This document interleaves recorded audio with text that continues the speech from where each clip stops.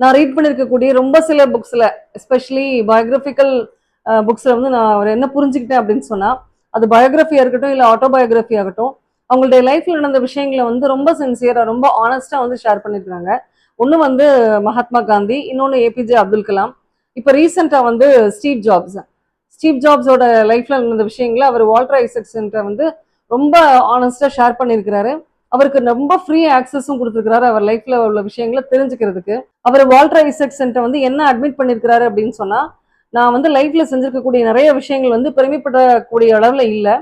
ஆனா கூட நான் வந்து எதையும் மறைச்சு வைக்கக்கூடிய அளவுல அது வந்து ஷேமா ஃபீல் பண்ணக்கூடிய அளவுல வந்து எங்கிட்ட விஷயங்கள் இல்ல அப்படின்னு அவரு சொல்லியிருக்கிறார். இன்னும் ஒரு படி மேல போய் ஸ்டீவ் ஜாப்ஸோட ஒய்ஃப் என்ன சொல்லியிருக்காங்க அப்படின்னு சொன்னா வால்டர் ஐசக்சன்ட்ட, ஸ்டீவோட லைஃப்ல நடந்திருக்கக்கூடிய நிறைய விஷயங்கள் வந்து எக்ஸ்ட்ரீம்லி மெஸ்ஸியா அதிகபட்சமான குழப்பத்துல தான் வந்து இருந்திருக்கு. ஆனா இது எதையுமே வந்து நீங்க ஒயிட் வாஷ் பண்ணக்கூடாது, பாலிஷ் பண்ணக்கூடாது, உண்மையை மறைக்க கூடாது. ஏன்னா அவர்கிட்ட வந்து ஒரு ரிமார்க்கபிள் ஸ்டோரி இருக்கு. ஸ்டீவோட லைஃப்ல வந்து நடந்த விஷயங்கள் நீங்க சொல்றப்ப அது மற்றவங்களுக்கு வந்து ஒரு பாடமா அமையும்.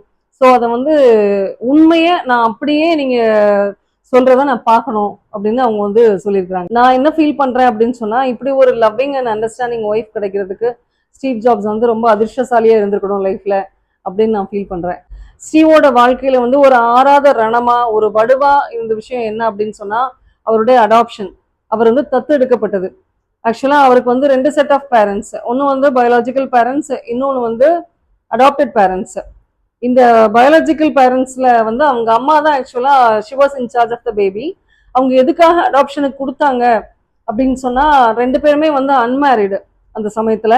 அப்புறம் ரெண்டு பேர் லைஃப்லயும் நிறைய காம்ப்ளிகேஷன்ஸ், கல்யாணம் பண்ணிக்க முடியாத ஒரு சூழ்நிலை ரெண்டு பேருடைய பேக்ரவுண்டும், அதனால அவங்க கொடுக்க வேண்டிய சூழ்நிலை வந்துச்சு.